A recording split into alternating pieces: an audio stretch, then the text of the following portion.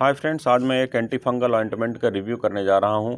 Fungal infections जैसे दांत, खाज, खुजली इत्यादि के निपटान पाने के लिए इस मेडिसिन का इस्तेमाल किया जाता है। लूली जी क्रीम ब्रांड नेम से मार्केट में उपलब्ध होता है। ग्लेनमार्क फार्मास्यूटिकल्स लिमिटेड के द्वारा इसका प्रोडक्शन किया जाता है। कंपोजिशन के रूप में इसमें लूलिकोनाजोल 1% बाई वेट की मात्रा में उपलब्ध होता है। कीमत की अगर बात की जाए तो 10 ग्राम का एक ट्यूब मार्केट में 168 रुपीज़ का उपलब्ध होता है।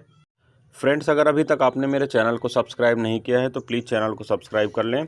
बेल आइकन को भी प्रेस करें ताकि आने वाले सारे वीडियोस के नोटिफिकेशंस आप तक आते रहें और आप मेरा कोई भी वीडियो को मिस ना करें। अगर आपने इस प्रोडक्ट को या इस ऑइंटमेंट को इस्तेमाल किया है तो आपके क्या एक्सपीरियंसेस रहे हैं, कमेंट सेक्शन पर ज़रूर शेयर करें। आइए फ्रेंड्स, देखते हैं इस प्रोडक्ट के वैकल्पिक ब्रांड्स के बारे में। तो फ्रेंड्स, लूलिकैन क्रीम जिसे ग्लेनमार्क फार्मास्यूटिकल्स लिमिटेड के द्वारा बनाया जाता है। लूलीफिन क्रीम जिसे सन फार्मास्यूटिकल इंडस्ट्रीज लिमिटेड के द्वारा बनाया जाता है। लूलीबिट क्रीम जिसे मैनकाइंड फार्मा लिमिटेड के द्वारा बनाया जाता है। और लूलीमैक क्रीम जिसे मैक्लियॉर्ड्स फार्मास्यूटिकल्स प्राइवेट लिमिटेड के द्वारा बनाया जाता है। फ्रेंड्स, मार्केट में मिलने वाले सेम कंपोजिशन के साथ उपलब्ध ये कुछ ऐसे ब्रांड्स हैं जो आप इस ऑइंटमेंट के ना मिलने की स्थिति पर भी परचेस करके अपना काम चला सकते हैं और सेम इफेक्ट को प्राप्त कर सकते हैं, क्योंकि अंदर का मॉलिक्यूल या साल्ट इनका सेम होता है और आपको इफेक्ट भी सेम प्राप्त होता है। अब देखते हैं फ्रेंड्स इसके कुछ प्रमुख इस्तेमाल के बारे में।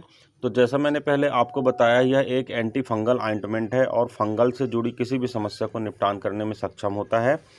फ्रेंड्स, फंगल के कारण होने वाला जो इचिंग होता है, इन्फेक्शन होता है, खारिश होता है, खराश होता है, दाद होता है, खुजली होता है, उस सब चीज़ों के निपटान के लिए इस मेडिसिन का इस्तेमाल किया जाता है।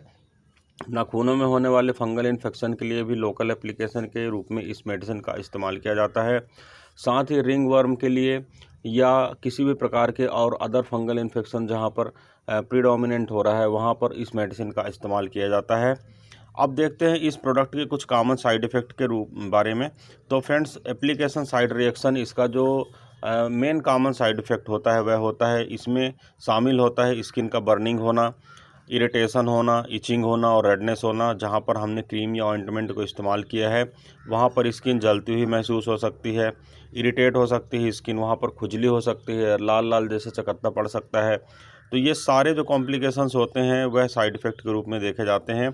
इसके साथ ही स्किन का ड्राई हो जाना, स्किन का उखड़ना या उसके फ्लैक्स जैसे निकलना और स्किन पर ब्लिस्टर्स का बनना इसके कुछ कॉमन साइड इफ़ेक्ट के रूप में देखे गए हैं। अब देखते हैं फ्रेंड्स यह मेडिसिन को इस्तेमाल कैसे करना चाहिए। तो फ्रेंड्स, नियरली ऑल वीडियोस में मैं आपको बताता हूं कि मेडिसिन को डॉक्टर की एडवाइस पर ही इस्तेमाल करना चाहिए। सेल्फ मेडिसिन को यूज नहीं करना चाहिए, यह घातक हो सकता है, नुकसानदायक हो सकता है। सबसे पहले तो मैं यह बता दूं फ्रेंड्स कि डॉक्टर के द्वारा बताई गई खुराक और अवधि के अनुसार आपको मेडिसिन का इस्तेमाल करना चाहिए।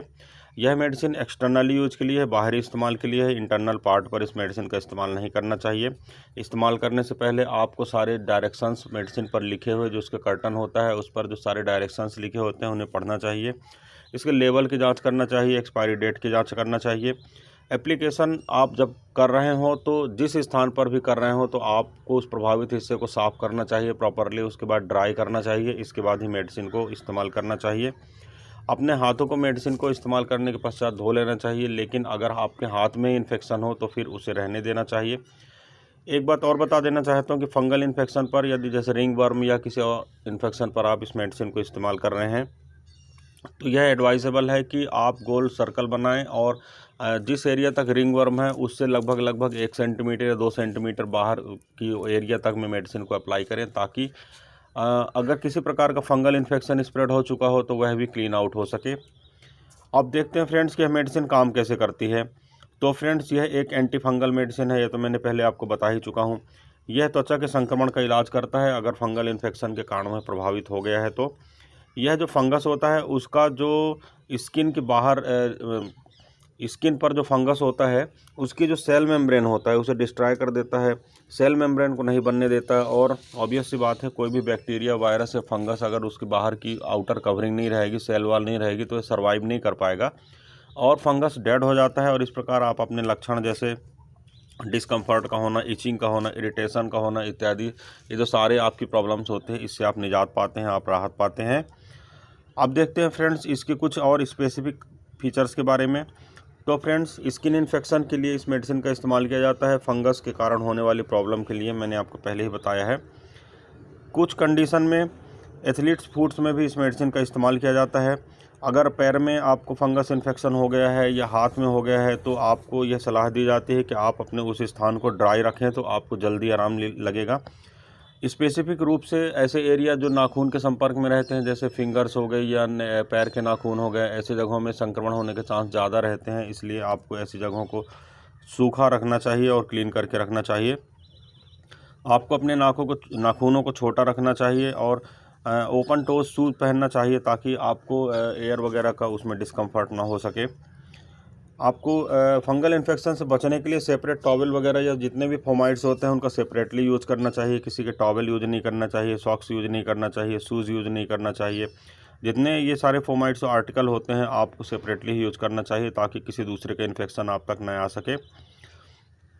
आपको मेडिसिन के सफिशिएंट अमाउंट लगाना चाहिए, ऐसा नहीं कि मेडिसिन की कम मात्रा में लगाएं और फंगल इन्फेक्शन कवर ना हो सके। इसलिए आपको एडवाइस किया जाता है कि 1 इंच का जो सर्कल होता है, जहां पर भी जैसे रिंग वर्म आपको हो रखा है, तो 1 इंच का चारों ओर का सराउंडिंग स्ट्रक्चर आप ज़्यादा मेडिकेशन करें ताकि वह भी स्ट्रक्चर कवर हो जाए, वह भी एरिया कवर हो जाए।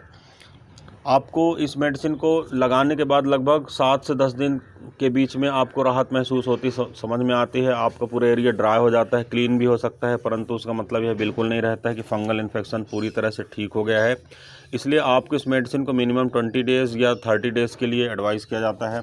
कम से कम आपको इस मेडिसिन को 1 महीने तक इस्तेमाल करना चाहिए ताकि यह रिलैप्स ना हो सके। किसी भी कंडीशन में अगर थोड़ा बहुत डिसीज़ भी बचे तो वह कॉम्प्लिकेशन कर सकता है, दोबारा बैक हो सकता है। इसलिए आपको इस मेडिसिन को कम से कम 1 महीने के लिए इस्तेमाल करना चाहिए। अगर आप कुछ समय बाद मेडिसिन लगाने के बाद अच्छा महसूस कर रहे हैं तो भी पूरी तरह से रोग जाने के बाद ही आप मेडिकेशन या डॉक्टर की एडवाइस के बाद ही मेडिसिन आपको बंद करना चाहिए। अगर किसी भी प्रकार का इन्फेक्शन अधिक हो रखा है तो इसके साथ साथ कुछ ओरल मेडिसिन या ओरल कैप्सूल्स वगैरह, एंटी फंगल मेडिसिन वगैरह आपको उपलब्ध कराई जाती हैं।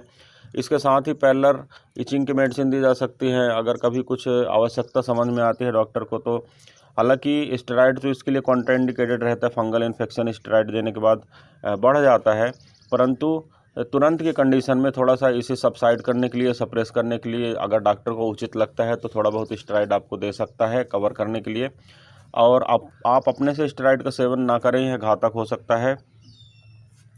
मेडिसिन को आपको नाक के अंदर या मुंह के अंदर या आंख के अंदर लगाने से बचना चाहिए और अगर एक्सीडेंटली एक्सपोजर हो जाता है तो आपको तुरंत ही पानी से, ज़्यादा मात्रा में पानी से आपको इसको क्लीन करना चाहिए। और फ्रेंड्स, इस मेडिसिन को अगर रेगुलर यूज़ करने के बाद 3 से 4 सप्ताह अगर आप मेडिसिन को यूज़ कर रहे हैं और अगर आपको किसी भी प्रकार के रिजल्ट प्राप्त नहीं हो रहा है तो आपको मेडिसिन को बंद करके डॉक्टर से परामर्श करना चाहिए। अब फ्रेंड्स देखते हैं इसके कुछ स्पेसिफिक जो सेफ्टी फीचर्स होते हैं उनके बारे में। तो फ्रेंड्स, अगर मैं अल्कोहल की बात करूं तो मेडिसिन के सेवन के दौरान आपको अल्कोहल का इस्तेमाल नहीं करना चाहिए। यह हार्मफुल हो सकता है, लीवर में टॉक्सिसिटी डेवलप कर सकता है। गर्भावस्था और स्तनपान अगर आप करा रहे हैं तो आपको अपने डॉक्टर से इस बारे में उचित परामर्श करना चाहिए। किडनी और लीवर रोग से जुड़ी किसी समस्या का सामना अगर आप कर रहे हैं तो आपको डॉक्टर से परामर्श करने के पश्चात ही मेडिसिन का सेवन करना चाहिए। और अगर आप गर्भावस्था के दौरान हैं तो आप डॉक्टर से परामर्श करें। यह आपके बच्चे को किसी भी प्रकार से नुकसान पहुंचा सकता है। हालांकि ये सेफ मेडिसिन है, इसके इतने ज़्यादा डाटा उपलब्ध नहीं है, फिर भी एक बार आपको अपने डॉक्टर से परामर्श अवश्य करना चाहिए। और फ्रेंड्स, इस मेडिसिन को रेगुलरली कवर करना चाहिए, परंतु अगर आप रेगुलरली इस मेडिसिन को यूज़ नहीं कर सकते हैं तो आपको सप्ताह में कम से कम 3 दिन के लिए इस मेडिसिन का इस्तेमाल करना चाहिए। पैर के उंगलियों के बीच एथलीट फुट के इलाज करने के लिए कम से कम 4 सप्ताह के ड्यूरेशन लगता है। कुछ रोगियों में जैसे कि जॉकिच वगैरह या दाद वगैरह के निपटान के लिए इस मेडिसिन को लगभग 6 सप्ताह तक का भी समय लग सकता है। किसी विशेष हार्ड परिस्थिति में इस मेडिसिन को यूज़ करने में लगभग 2 महीने का भी समय, यानी लगभग 60 दिन का भी समय लग सकता है।